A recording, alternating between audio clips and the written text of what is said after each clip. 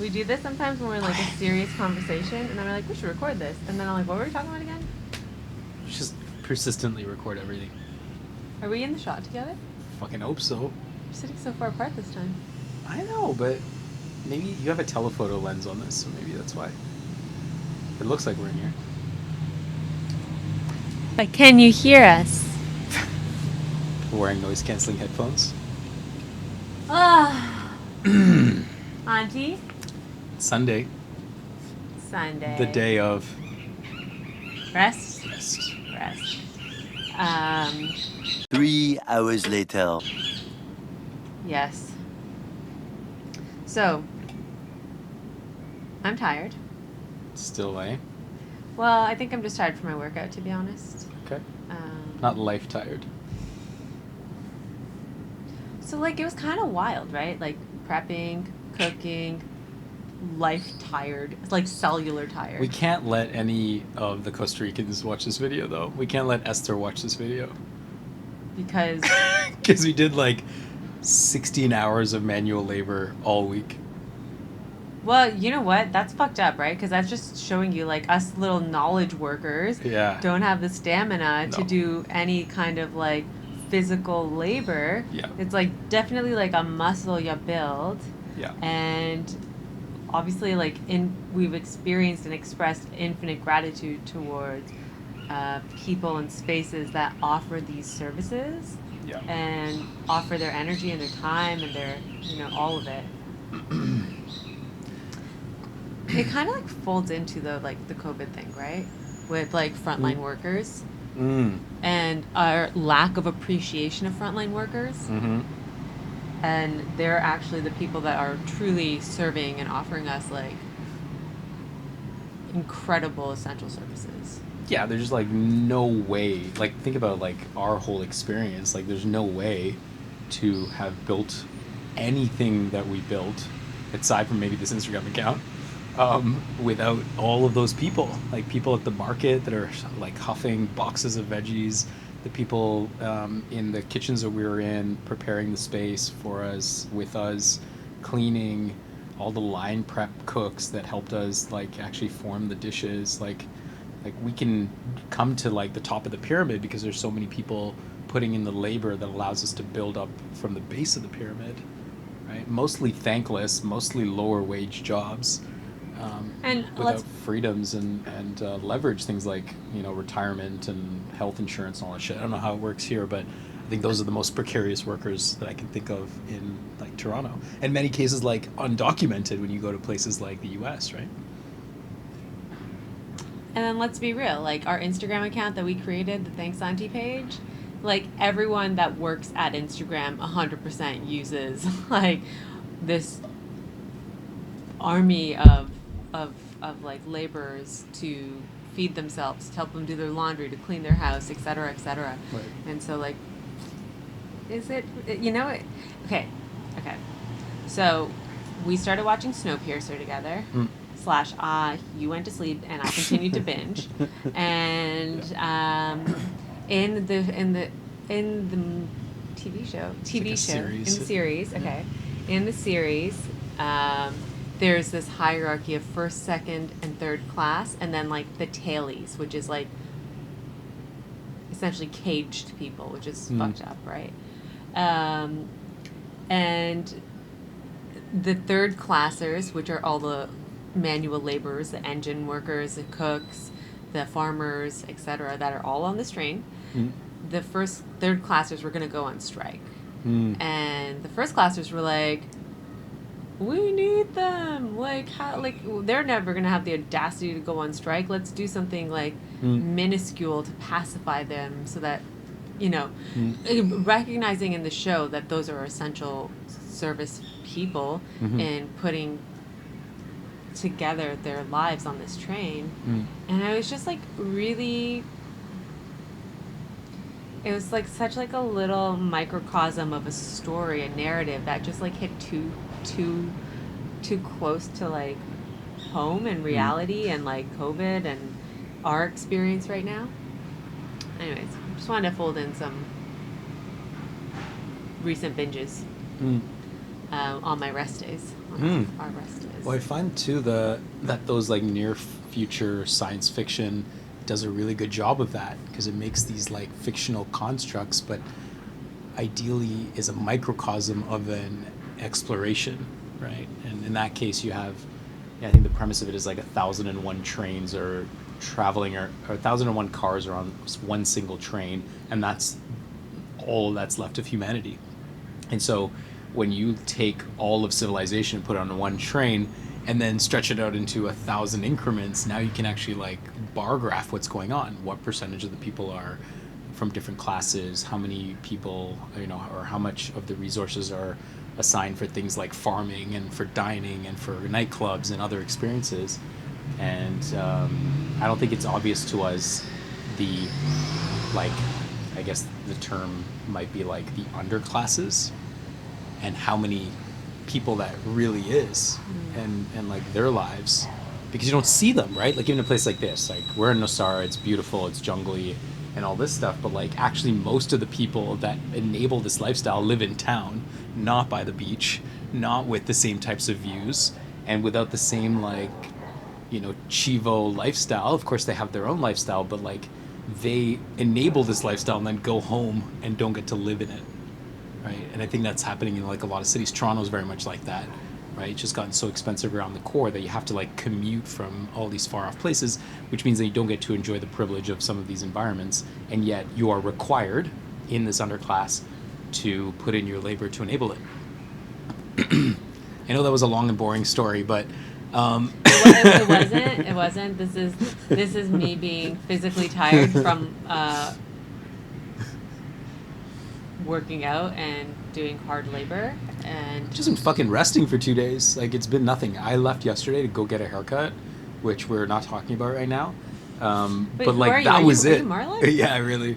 Where is my persistent mask? But it's funny. Like, yeah, it's taken that kind of time to like go back to that type of rest. And I know this next week is going to allow us a lot of space for creative exploration and conversations and some of the other things that we want to do while we're here. For reference, for all y'all following along, Marlon got his head cut, and it turned out differently than he imagined. A non-bearded person cut my beard, and just makes me miss my dude Mo in Toronto, who has a beard, and we get each other on these things. And so these are the risks you take here, I guess, when you're on the road, but things are a little bit cooler today. Cooler temperature-wise, not otherwise. And the second thing that, just to catch you up on speed, is we're taking an auntie vacation next week. I'm doing a staycation, and Marlon is going to another town. Into the mountains. For rest and rejuvenation after... Literally going to a spa. Like, after literally doing 2 days of work. Yes. That's the right ratio. Yeah. And so, I mean, I think, okay, let's like scale it back here. We're poking fun at ourselves because it seems ridiculous in contrast to the people that we're around that are locals here, and how much effort they put forward physically in their jobs, and how much rest we required. And I guess I want to like, it's a lot to toggle with in your mind, a lot to reconcile, I think, and like what you just described, going back to like the polarity between who lives where and where are you working, is just such a hard line of gentrification. And COVID did some, I don't know, it really took the veil off of many things, and one of those things were these socioeconomic lines that we construct our lives around were like, it's like we took a Sharpie and we made them so fucking clear, because who's out there working and who's out there getting sick, and like where are people, where are like the largest number of cases, et cetera, and it's I think we're experiencing many layers of distillation of how our like laboring ecosystem works, and we're experiencing it very viscerally right now through our own bodies and through the bodies of others.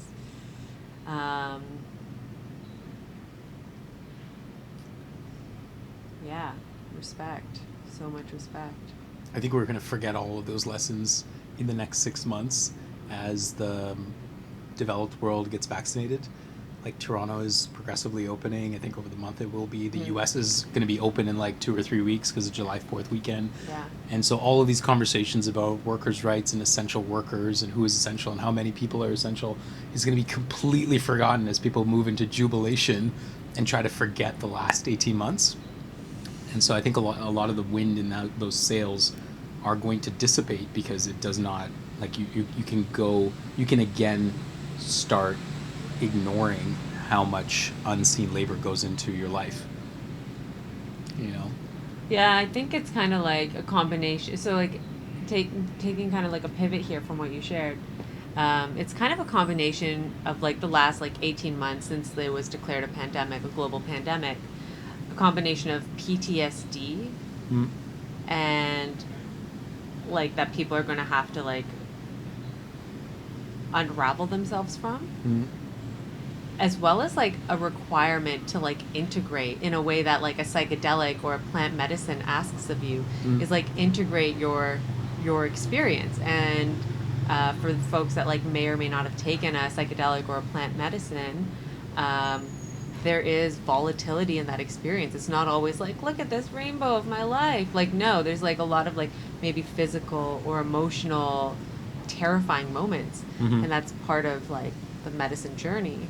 Mm-hmm. And to come on the other side and like integrate that into your life, it feels like we're all getting a lesson on like kind of like an integration that we hope occurs, Mm. but given the track record of the the global north's kind of response to the world and to things, it's less likely. Yeah, power structures are incented to protect their own power and to grow it. And so I don't believe at all that any of these things are naturally going to flip. I don't believe that um, empathy. I believe that empathy is highly perishable. I think it's easy to understand those things when you realize that some people could stay at home and other people are still delivering them food and groceries and moving them around in the city. And so I think us being really close, like inside our community here and spending time with so many locals, I think we have been aware of that, but also like what actions do we take as we go forward, right? I think we'll never see food service the same way again. I think I think you can always look at a menu and be like, why the fuck is this cost so much, right? Or might have short tempers when you go out to a food service place and lose patience with how they've served something or the timing of something or whatever. But you start to realize like these are real people. This is a hard job. It costs money. It costs money throughout the system. It's actually a terrible business, right? From a margin perspective, like we come from tech and the margins for this business is so thin that really an unforeseen event could eat your profits for the whole month. And then what? And so for me, my sister was a server one summer and none of us had actually been in front of the house. And so for the first time through her eyes, we got to understand really the dynamics of a restaurant, how hard that was. And she brought that empathy into the family as she had described her experience. And I think similarly for me and this experience, like understanding the whole value chain from ideation to sourcing to cleaning and delivering the experience and then locking the door on the other side, you start to appreciate that anytime you step into like a food establishment, there's all this work, and as expensive as it might seem, it's usually a terrible business. And you choose to be there. And so I think it grows your patience. It grows my patience for the experience that's been delivered, but also I think you really start to value it, the money that you bring to the table, because as much as you may see money moving out of your hands, it's like all these people have to get paid, and usually the wages are way worse than the people that get to sit at the front of the house. Let's talk about divide in that sense. Right. I don't even know how to, well, like before we kind of hit record, Mm. we were talking about what I said as soft and hard skills, which is kind of like, so we're kind of taking a hard pivot here from this conversation and like bringing it back to something that we've both experienced in our lives as in knowledge workers, as folks that work in like the tech world, startups, and startup culture. Because I know it might be hard to imagine, but we aren't actually chefs. Mm-hmm. We're people that love to cook. We're people that love to host and love to share. Right? Like, and we're not making money on this venture. Our goal was actually to not lose money, right? We're like, let's break even. And I think because of that model, actually, we're actually able to offer like substantially good quality ingredients without thinking too much about it and not have to worry about like keeping the prices accessible. And that's a luxury that we definitely have. And I'm really happy we're able to like gift that to our community. I wonder if that's like also how we think about who attends and who we have access to, which is we have access to a bunch of other knowledge workers and folks in our position, but the people that we want to serve, which is like local Costa Ricans, like they're kind of working while we're serving dinner. Yeah, and the last pop-up we did, we actually had a bunch of like local Costa Ricans come out to eat with us. And I know that took time out of their day and it's hard-earned money, but I think they chased a curiosity. In part, they wanted to invest in our friendship, which is beautiful. And then to experience kind of something ephemeral, because there is no version of this that persists without our temporary pop-up, right? Hopefully it inspires some people to go like, actually, there's quite a need here. Also heard that Liberia that Indian restaurant from Liberia, which is another town just a little bit away, apparently they have the best food in Central America. What? The best Indian food. That's what this local woman just told me today. So I'm like, in Central America. I want to try it. Well, he's Auntie, uncle in Liberia, come feed us. Yeah, we gotta make contact with them to be curious who they are, right? Because like, what is their story? I'm gonna get their contact information because I want to eat with them. Yeah. But okay, sorry. Tangents on tangents on tangents over here. Tangerines, yeah. Tangerines. So we were talking about hard and soft skills before we jumped on and started recording. And the fact that we're not chefs. But also like kind of deliberating like so the value of a soft and hard skill in our economy as knowledge workers.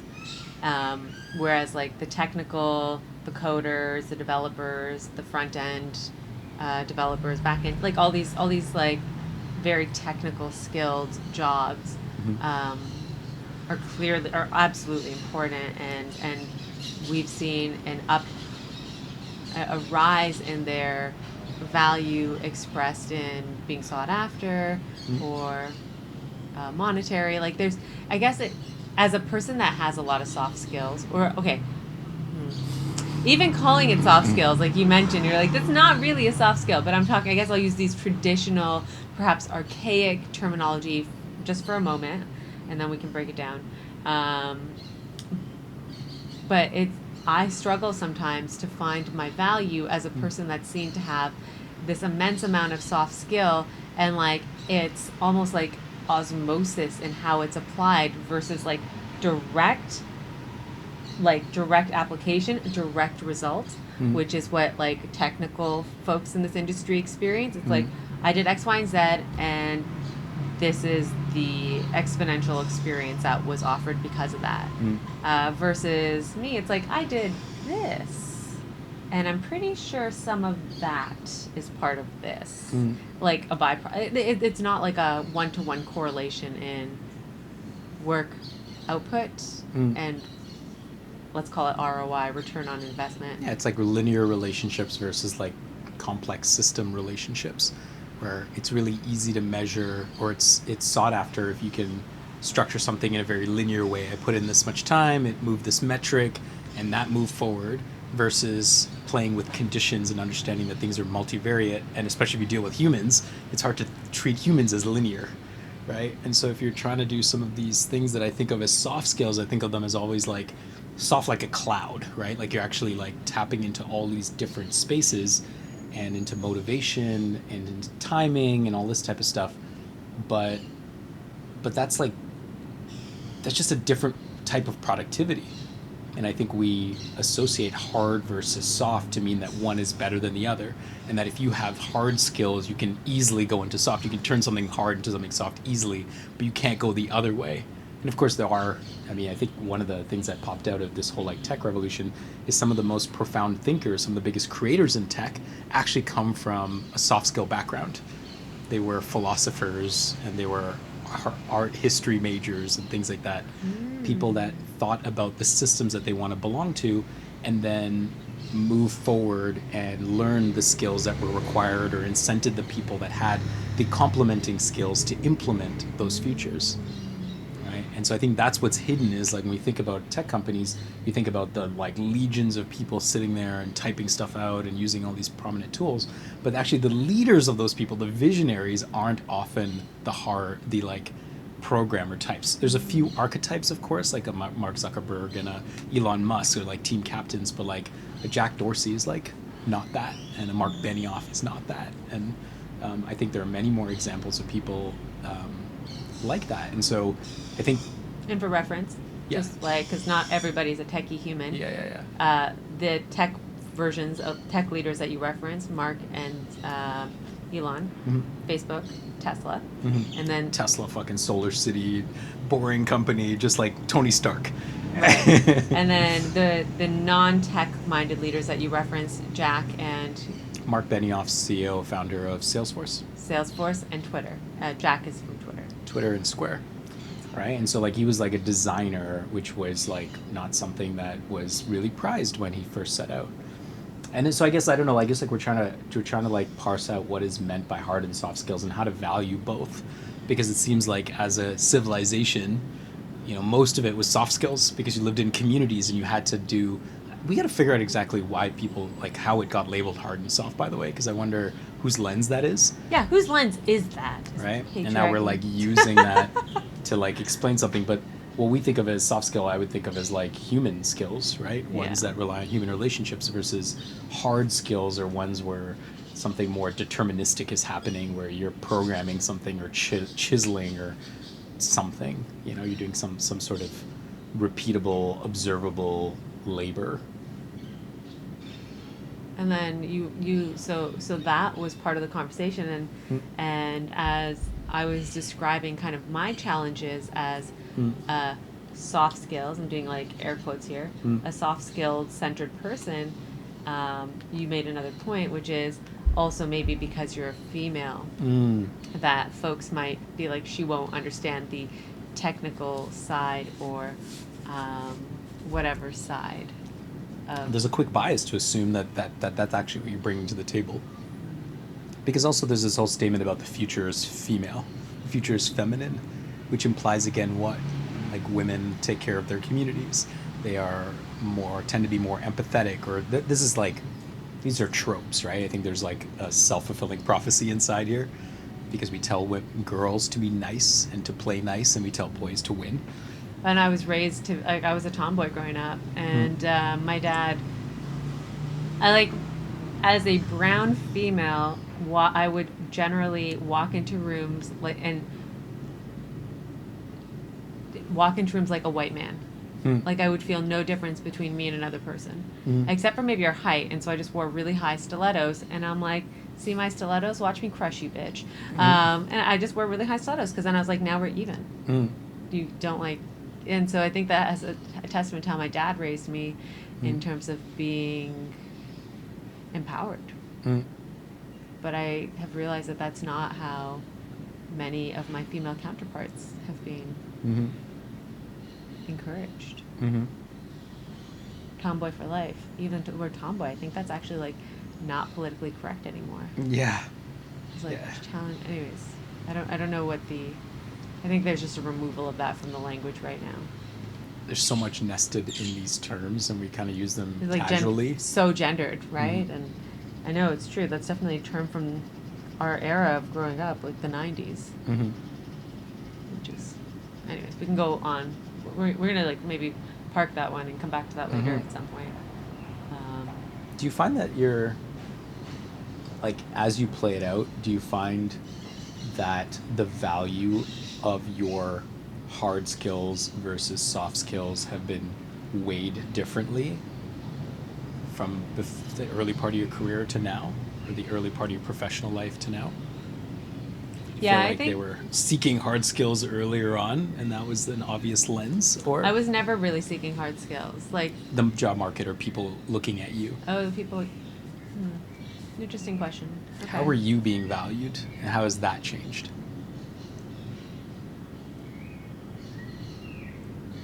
I have had such a non-linear career. Like, I guess one could call it a portfolio career. Like, there's no one title that could maybe unify. Like you said, you've had a decade, like a decade plus as a marketer, and specifically in the startup world, right? So there's like a lineage. There's absolutely many degrees of nuance, I'm sure, in your experience, but there's like a little train. There's a thread that goes quite cleanly through it all. Yep. I don't have that same experience, and so I think it's hard for me to answer that question. Doesn't that already answer the question? Because, like, to have a portfolio career implies that either you have learned hard skills every step of the way, or that your soft skills has allowed you to traverse land more fluidly. So I think what I've really done is honed in, like kind of what we talked about before, which is like focus on your strengths, not your weaknesses, and without really doing that actively, like not that that was like a measured response. It's essentially what I did. I doubled down on my soft skills because they did allow me. You're right. They allowed me to like move freely between very, very different worlds. Starting my career in healthcare tech, you know, working on the strategy and the business technical requirements on like pretty large scale projects, to developing tech in the real estate sector, to selling residential real estate, where I studied like communication patterns, and I went to negotiation school, and then from there working for Sonder, and Sonder being like, hey, like, you seem like a person that could help us do a thing. You have real estate and tech in your life, I guess, and like really, yeah, like continuing from there with other startups. But while my career track was happening, I can't personally separate my personal evolution, where I also called off my wedding and like had to transform what my version of the future was, where I also like shaved my head, and I had to transform what my internal identity was and how I present and relate to the world. And then as that was happening, as my post-traumatic growth moments were like really happening in full force, also like layers of me were getting peeled back, and what was happening was I was learning as a way to process some of this trauma, but even before any of this trauma, as a way to just come back to more of an authentic expression of myself. I found art again as something that I had a lot of when I was younger, and as time and immigrant parents continue, it kind of was never really prioritized, nor did I push for its prioritization.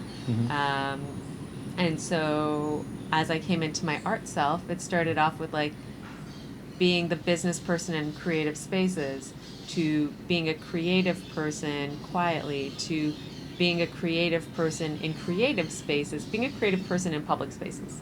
And so that evolution has like really impacted my leadership style. Like before I would go like hard and fast, like very, let's call it masculine, or like very like aggressive energy of like, you know, let's do it, like a numbers game, we'll do what needs to get done, super analytical, very like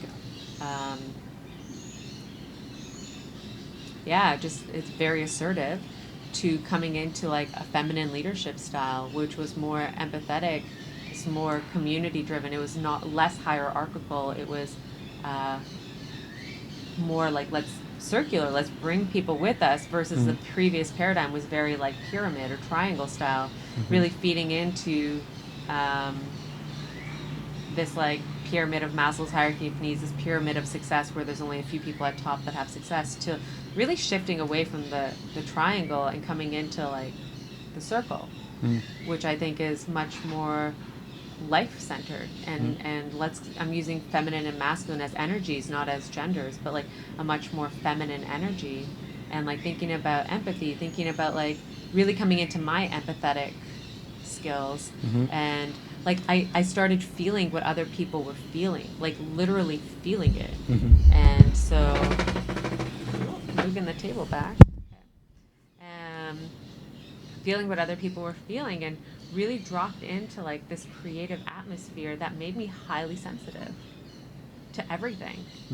And so I feel like I no longer have that capacity to disregard the care that I need to exist in order to get the job done in a way.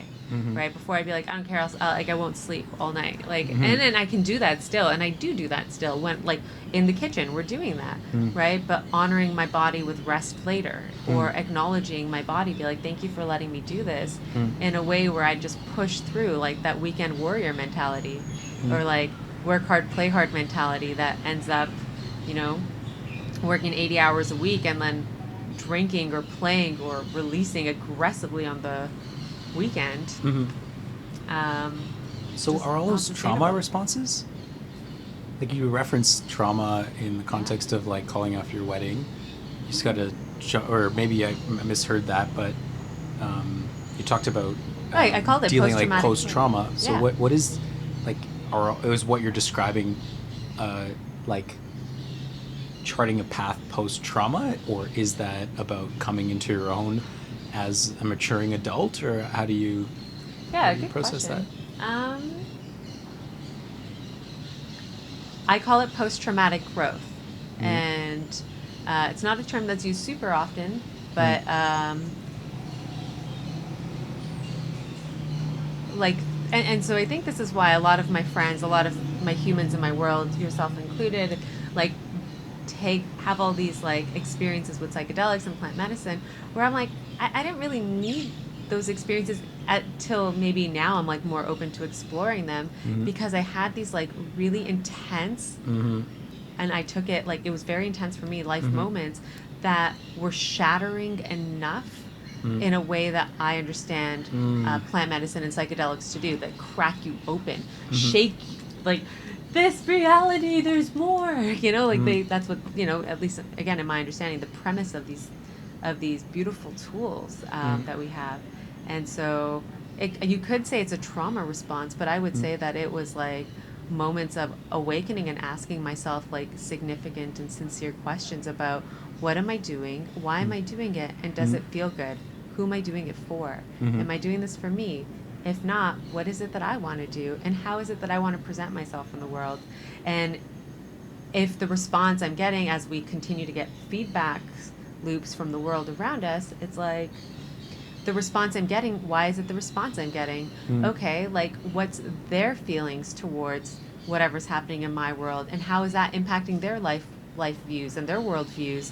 And okay, how do I feel about that? Do I align with that? Yes or no? And it's like, okay, and then it comes back to, who am I and what do I want? And it's not even what do I want, it's like, how do I want to be is a better question. And it was a substantial process of unraveling and unlearning. And so I think trauma has a very beautiful opportunity to give people that kind of space to do that. Whereas before, I would say that my life was like super chill, cruise control. Everyone's like, wow, she's so happy-go-lucky. Like, and yeah, fuck yeah, I was, because I didn't really have to. I didn't have any real hardships. You know, I didn't have any like major speed bumps in my life that I was aware of. Did you find those the events that you might label as trauma happen around the same time? Were they all kind of in concert to break you free, or was this like... No, they happen like pretty substantial years apart, Okay. and each time, and I wouldn't call it I wouldn't call it trauma. I would call them life moments, life nodes. Okay. These nodal moments where you have the ability to choose your own adventure in a very significant way. One could say that every decision is like that, but when you have these big moments, again, you could choose to be depressed. You could choose to be on the darker side of things, like suicidal, or you could choose to stop, or you could choose to do all of the above and make your way to a place that feels healthy. You know. So post-nodal moments, post-nodal response. Post-nodal response. This trauma comes with a whole other language to it, and maybe implies something more intense than what we mean it to mean in this context. Well, and I did experience trauma, but I do want to like use different language, offer us different ways of seeing through and past and ahead of trauma. That this idea of post-traumatic growth does exist. And it, you know, I pause as I think about the gratitude and the privilege I've had as like a brown woman having her head shaved all the way down to the skin. I couldn't ask for a better city to live in other than Toronto, where I felt safe. I couldn't imagine doing that in India. That, you know, I mean, I could and I couldn't. I couldn't imagine doing it in certain countries where the gender dynamic is so severe and the conservatism is so high. And you know what? At the end of the day, fuck everybody. My support network was so supportive. My family, my mom took a little while to come around, but yeah, my family and my friends and my community were so supportive. And so it's hard to tell, right? Because maybe people in Toronto were responding to me negatively, but I had a shield around me, and that was the people that I loved. And so you're citing one of these specific nodal moments. Yeah. I don't think you've talked about it here. About what? What drove you to shave your head? Well, I had like a health issue. I had an autoimmune disease, and like in 2017, it was like in 3 or 4 months, like piles and piles of my hair were falling out. So like in the span of like 3 or 4 months, I lost maybe about like 65-ish% of my hair. And I had super long hair, like just past my bra strap, kind of long, like mid back. And so when like 25 to 30 pieces fell out, it's like a tarantula-sized clump of it looks significant. And when that was happening, like almost every time I showered, every time I brushed my hair, it was like really, really jarring. And so I actually was in denial for a really long time, and the only people that knew what was happening, because it was Toronto winter and I worked Tuke all the time, and I had long hair and I could just brush it over, and like a lot of it was at the back, and so I couldn't see how bad it was. And the only people that really knew how bad it was not me, I didn't, but my partner at the time and my family. And they were like asking about it and like kind of trying to talk to me about it, and I was just an absolute refusal. And then I kind of like finally like realized how bad it was, and I got like a wig. And so like my partner's like, well, why don't you, like, you know, my previous partner was like, why don't you, like, maybe you can think about getting a wig. And he didn't mean anything like harmful by it. I think it was just the paradigm in which he and I at that time existed in, which is, okay, why don't you just like, if you're sad about losing your hair, why don't you just put some hair on your head? And there were a lot of ways to respond to that, but that particular one was still within the idea of conforming to social and societal standards of female existence. And so I got so I got a wig. Oh my god, this wig was fucking epic. I went to this like this salon in Toronto called Continental Hair, and they serve people with alopecia and cancer patients. So people that have like medical related hair loss, and they have these beautiful real hair wigs. And that was the first time I was sitting in like a hair salon chair, and he spun me around. He like moved my hair around. My sister and partner at the time were both present with me because I was super scared. This was on Valentine's Day. Of This is like, getting fit for a wig. this is getting fit for a wig. And he's just like tossing my hair around. He's like, looks like you have alopecia. And I was like, he was so casual about it and so warm. And you didn't have a diagnosis at this point. I did, but I just like, I was like, why would my smart ass body want to attack itself? Like alopecia is essentially your white blood cells attacking your hair follicles. And, you know, the response was, let me inject your head with steroids. And I'm like, let me tell you to go fuck off. I'm not letting you put steroids in my head. It's not like a non-lethal thing, I'm It's guessing. not lethal. It's uncomfortable, Okay. I think, emotionally, but also I didn't feel great. Okay. But it's not lethal. No, Okay. I'm not dying. And so it's again, so I'm like, what are you going to inject me with steroids for? For your hair to grow back. How does it support my body? It doesn't. It's for your hair to grow back. And I was like, well, if this is just straight up for aesthetics, I'm not interested in you injecting synthetics into my body like this, especially in my head. And so I got this like fucking beautiful wig. It was like, I looked like Priyanka Chopra. Like it was just like so much fucking hair. And Priyanka Chopra from Drag Race? she's a Bollywood movie star. Oh. She's also in Western shows, but I don't know what shows they are. Oh, she's the Jonas now. She's a Jonas now. Got it. Priyanka Chopra. She's in that White Tiger movie. Yes, she is. Yeah, got She's it. just like luscious, and so Got like, it. but then Okay. also like that's like the Bollywood frame of what like an Indian woman looks like, right? Like this like Big hair, luscious, thick, shiny, black hair. Exactly. And so I get this wig that's like as close to what my previous hair looked like, long hair, but it was just like so did.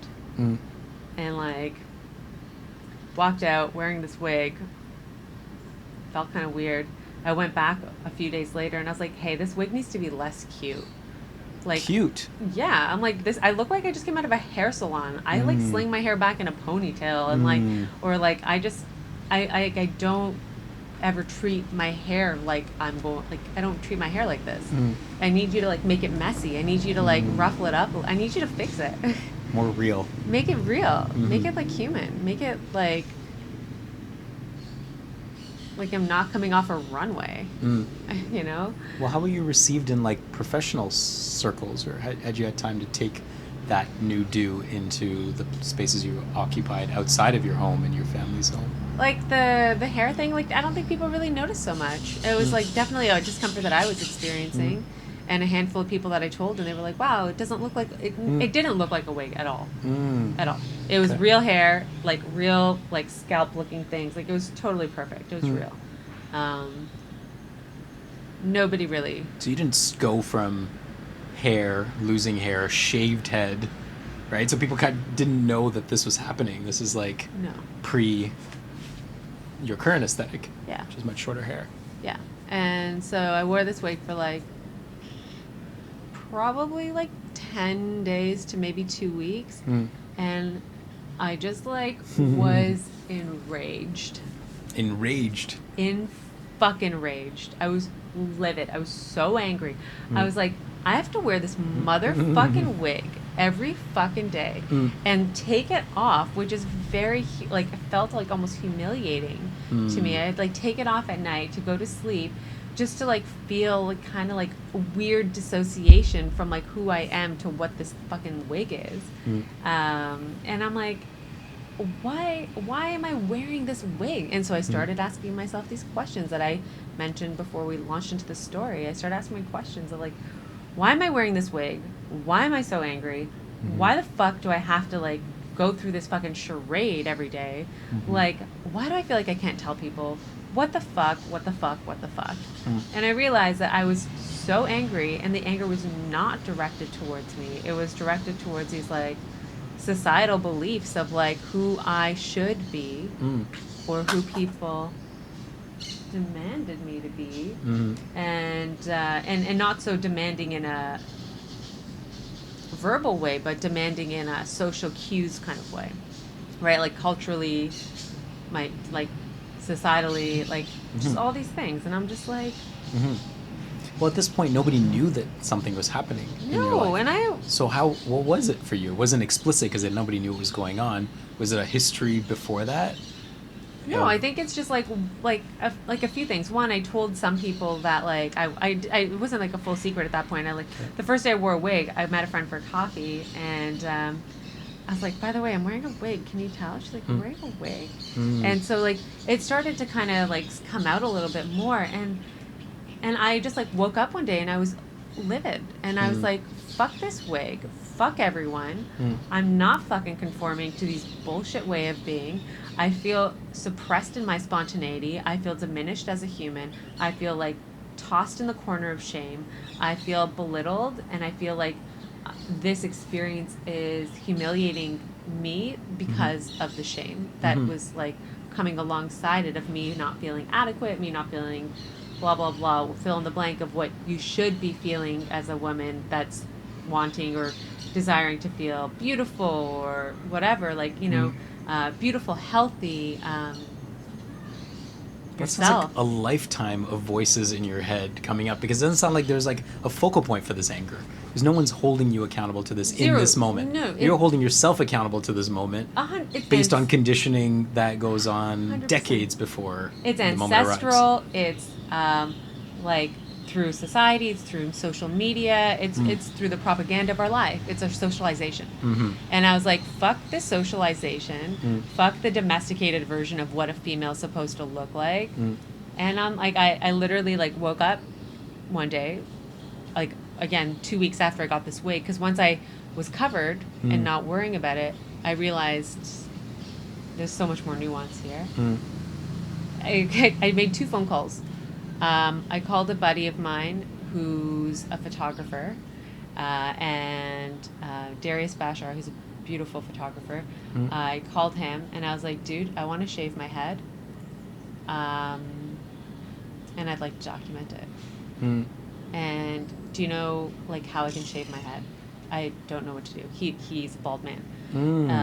And then I called my other buddy, Chandan Singh, and like these are just like 2 humans that like were so he's one of my best friends from high school.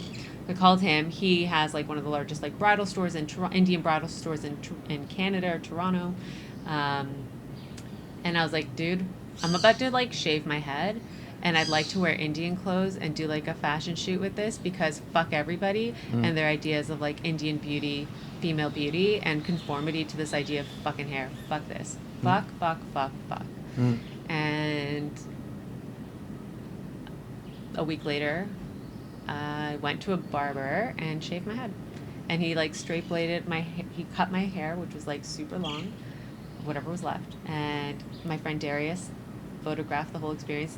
The barber, like Edison, opened his shop early, like 2.5 hours early, just for me, and like just cut my hair, and shaved my head, like trimmed my head down, Down and to then the skin.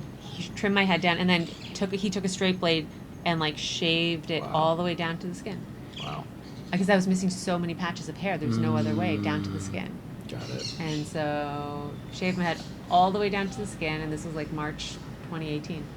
Okay.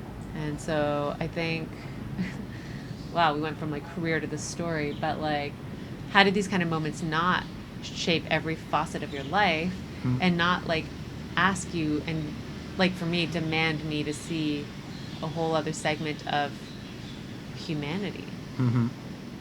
Well, Confucius says that you have 2 lives, and the second starts when you realize you only have 1, right? And so whether it's these experiences, these sort of surprises in your life that you have to deal with, this nodes, this inflection point, you have to make a decision.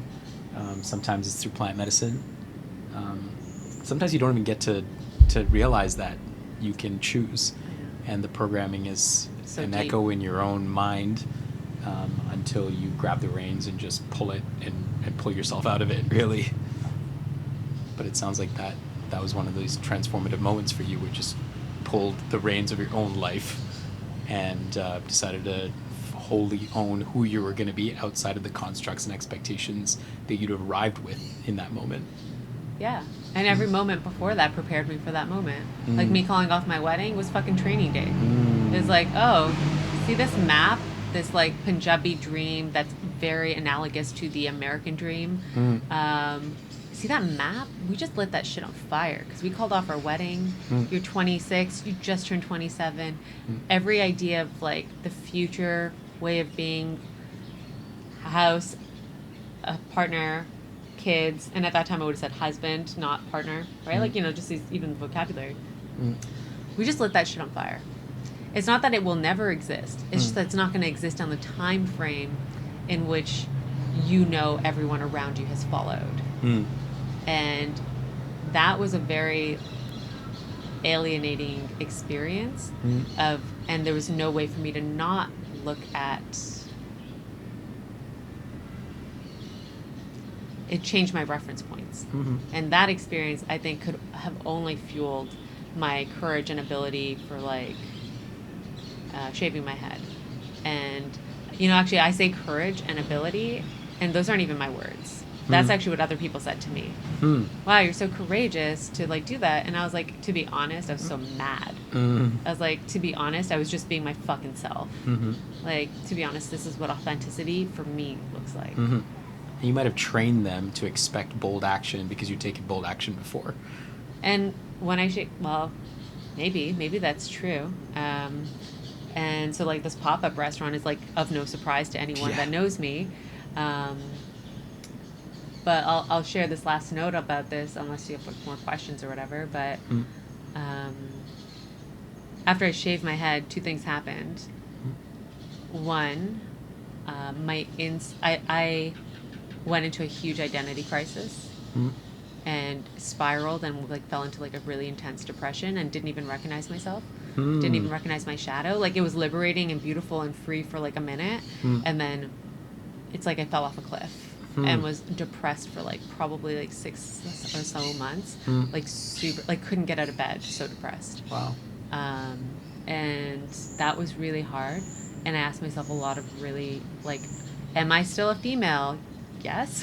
Am I still Indian? Yes. Okay, but I don't have external signals that say that anymore. And so, asking these, like, again, questions where there are a lot of assumptions baked in, like asking these profound questions, how do I not, again, bring that to the workplace? Of like, oh, we're looking at it this way, but why are we looking at it this way? What says that this is the way to look at it? And I think to folks it looks like confusion, but I think it looks like smashing assumptions. And I think it looks like creating a more liberated path forward because we're actually looking at the path forward in a lens that's like alternative and crooked, so that we could actually narrate the course of our lives in a way that's more directional to where we'd like to be. And through time, I actually feel like my insides and outsides match for the first time in my life. Here and now. Yeah. It's like I look like how I feel, and I feel like how I look, kind of thing. And so much amazing and beautiful expression came forward after that. And so that's me. That's the story of the caterpillar to the butterfly, right? Because I didn't realize this until very recently, but when you think about a caterpillar forming a cocoon, you might presume that all the parts move into different places and then what comes out is a butterfly. But actually inside the cocoon, everything turns to mush. Yeah, it dissolves. And it completely recombines into a different creature on the other side. It takes a period of time. It takes complete confusion inside. It probably looks unsettled. If you were to crack the cocoon open halfway, it probably looks like milkshake. You're not quite sure whether something's going to arrive out of this or whether it's ever going to turn into something new. Yeah. And so that all sounds like very natural, actually. And you kind of have to just keep going and not scrutinize each individual moment, but understand that it is part of a natural process. I'm like trying to find this poem that I wrote Mm. that actually says exactly what you and I have just been talking about. Mm.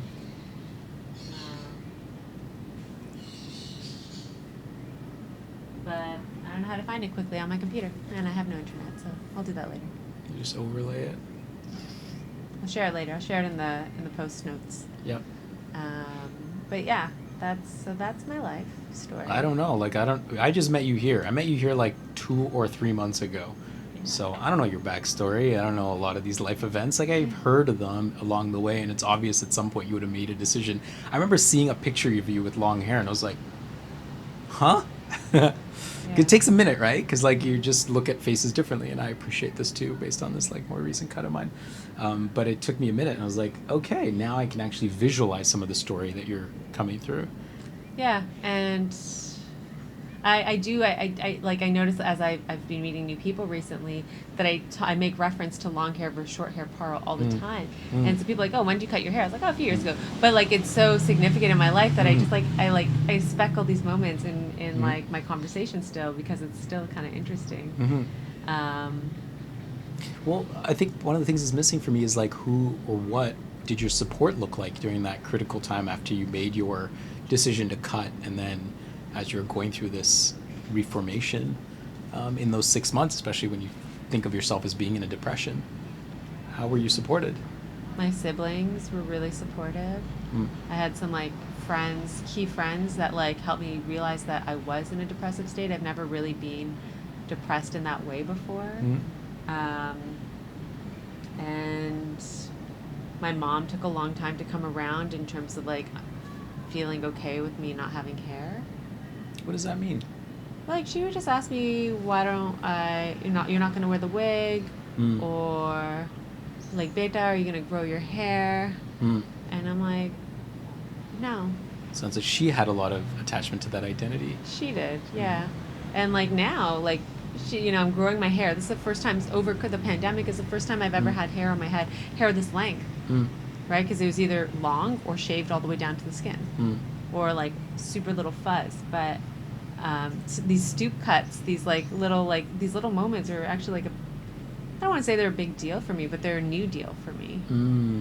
Right? The reason I threw out, you're like, why don't you have any accessories on your blade? I was like, because I threw all that shit out because I didn't think I'd ever need it. Right? I only have one cut, which is 00. Like, shave all the way down as close to the skin as possible. You're like, why do you do the line the way you do it? And I was like, it's because I don't have very much hair below that point still. It's still kind of like maybe making its way back, maybe not.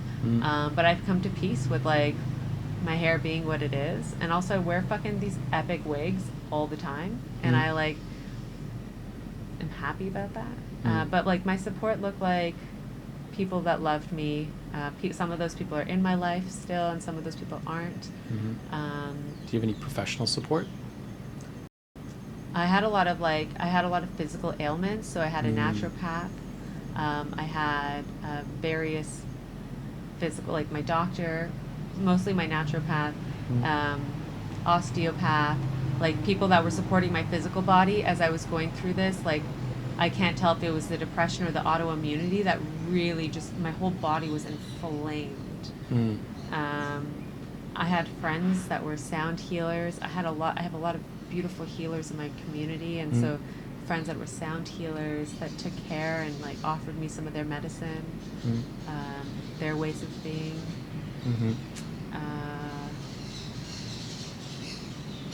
It took a team. It took a lot. Maybe the whole village. I had the opportunity and the affordability to buy some of these healing tools for myself, and to be gifted some of these healing tools, like a spirit drum, a biomat, and all these teas that I drink, tinctures. So I created a substantial amount of like understanding and resilience towards my physical and mental body. I have a therapist that I still see regularly, like very regularly, every week, and I've seen him. He met me after I shaved my head, but like supported me through that. And also poetry. Like poetry and writing and my creative practices and my meditation practice where I was able to meditate in a stillness capacity, but a lot of my meditations were writing meditations. And yeah. Was there a transpiring event for why it happened when it did? Can you identify a moment? Yeah, I can. I've had time and space to think about this.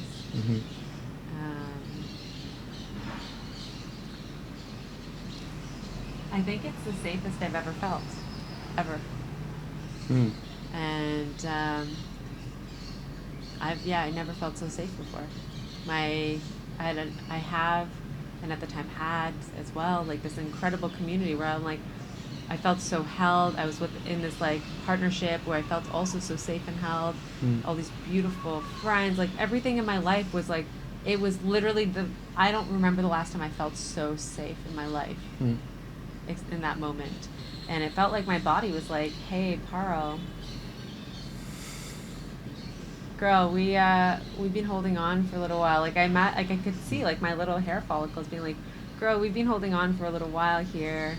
I think it's safe right now. We're just gonna let go, and you're gonna be held. You'll be fine. We're gonna drop off. Some will stay. Some are gonna go. And the shedding began. And so that feels really true. And that really resonates with me at like a cellular level. So I think it was my body just doing this in the most loving timeline possible for me. Sounds counterintuitive that what it might have appeared to be a trauma response was actually maybe more of an anti-trauma response. That the body it kind of caught up. And yeah, that's so interesting. Well, and I think this is what I've been saying kind of the whole time through that experience is that my bodies, my physical, emotional, mental, astral, spiritual bodies, my body's so fucking smart. Like the physiology of our bodies is still unknown in so many ways to Western medicine practitioners. And with how smart my body is, why would it want to attack itself? What was the external stimulus that provoked this? And so food as medicine and like putting that energy of love into everything I make, keeping my space clean and like and cared for, like all of those are medicines and metaphors for like creating and holding existence in its most luscious, spacious way. And so I'm obsessed with like learning about like all, like when anyone's talking about, one could call it biohacking, one could call it Ayurveda, one could call it energy work, but like this ecosystem of care that we could create for our bodies, like I'm so indoctrined into this world of learning about the ecologies, the ecosystems, to the systems. That from the personal, the systems inside you and the systems you belong to outside of you, or what's perceived to be outside of you, and really are you even that separate? And so like maybe now kind of like my poetry, I write about the interconnectedness from a person's well-being to the systems in which we live in, from cities to the body, the systems of the cities to the systems of the body. And like for me, it makes perfect sense why I work in the housing or the real estate city building kind of world, because they're systems of design, they're large containers for our human bodies to exist in. And so like I toggle back and forth between what one could see as duality, as like emotional, spiritual, physical healing work, to systems design and like working in finding alternative pathways and models for people to participate in the housing and the real estate ecosystem. And like it's hard to explain that to people. It comes up for me as epigenetics, right? Like you make the systems and the systems make you, and then you make the systems, and so you reflect back to each other if you want to use like a dualist mentality or mindset for it. But I don't think most people think about the systems that surround them and how they are transforming the systems within them. So I think your experience and understanding that we are not separate, and here's how intrinsically tied we are, is very deep and very true,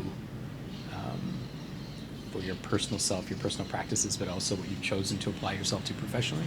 Yeah.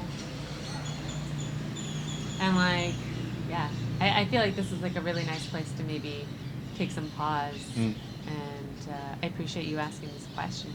It's nice to reflect and share. I haven't thought about it in its spectrum in a little while. But yeah, it's more. There's more than meets the eye, and also be as you are. So maybe everything that meets the eye is who you are. You know, you can kind of take the duality of that and embody it. Different flavor this time around. Different flavor. Well, gratitude. Indeed. Thanks, Auntie.